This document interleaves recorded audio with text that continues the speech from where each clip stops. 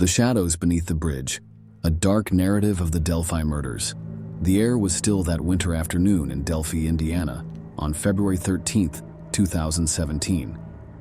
The skeletal trees lining the Monon High Bridge Trail stood like silent sentinels, their bare branches clawing at a pale post-noon sky. Abigail Williams, 13, and Liberty German, 14, were just two small-town girls on a mid-February adventure, walking the old rail trail to shake off the monotony of their rural lives. They giggled, snapped photos, and shared secrets as their boots crunched the gravel.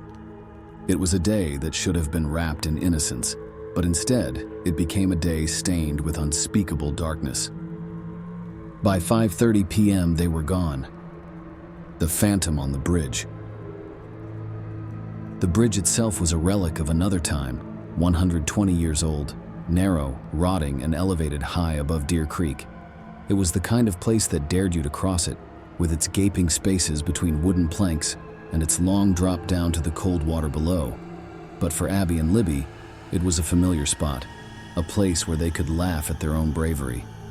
They had been there before. They knew its risks. What they couldn't have known was that they weren't alone. At 2:07 p.m., using her phone, Liberty captured what would become the heart of a haunting mystery. The grainy video showed a man on the bridge, walking toward them. He was dressed plainly in a blue jacket and jeans, his hands stuffed into his pockets. His face was difficult to make out, but there was something in his posture, something deliberate, something wrong. And then came the voice, low, measured, commanding. "Guys, down the hill." It wasn't a suggestion, it was an order. The vanishing. When the girls didn't return to their pickup spot later that afternoon, worry quickly set in. Hours later, family and community members were scouring the trail, shouting their names into the darkening woods. The search continued into the night, flashlights cutting through the shadows, but there was no trace of them. It wasn't until the following day, Valentine's Day, that their bodies were discovered in a secluded area near Deer Creek, about half a mile from the bridge.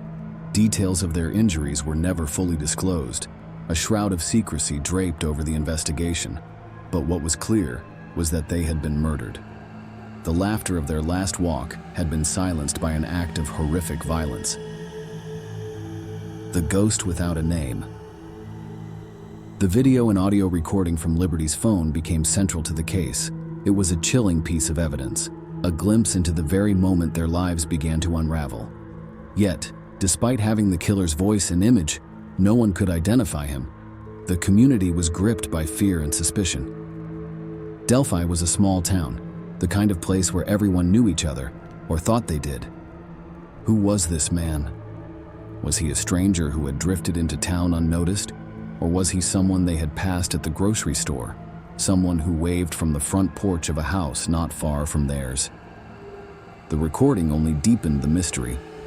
His voice was calm, almost casual, as though he had done this before, as though he knew he wouldn't get caught. Theories spread like wildfire. Was he a drifter? A local? A trucker passing through? The FBI, state police, and local authorities worked tirelessly, sifting through thousands of tips. Sketches were released, 2 of them years apart, each depicting a different version of the potential killer. The case seemed to inch forward and then stall, trapped in an endless cycle of hope and frustration. The Whispering Woods. For the people of Delphi, the Monon High Bridge Trail became a place where shadows lingered too long, where the wind seemed to carry whispers of things best left unsaid. Parents warned their children to stay away. The laughter that once echoed through the woods was replaced by an uneasy silence. And yet the killer is still out there. Maybe he walks among them, blending into the crowd, his face unremarkable, his demeanor forgettable. Or maybe he's gone, a phantom who slipped away into the ether, leaving only questions behind. The girls' families remain steadfast, their grief tempered by determination. They speak of Abby and Libby as they were, bright, kind, full of life.